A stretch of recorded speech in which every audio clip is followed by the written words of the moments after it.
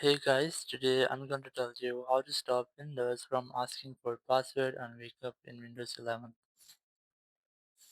If you're using Windows 11, you're facing the issue that whenever you try to wake up your PC from sleep, you must have to enter your account, your login password.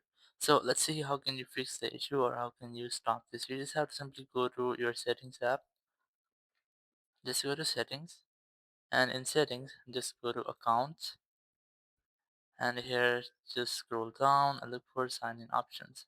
Simply click on this.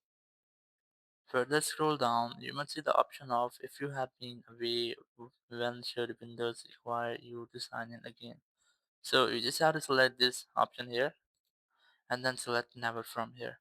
And once you have selected never, you have to enter your PC password or your login password here. And once you have entered, now whenever your PC will be on sleep and you have to wake up, you don't need to enter your account password. So in this way, you can easily stop your Windows from asking for password again and again whenever you try to wake up your PC. Thank you very much for watching the video. Until next video, bye bye.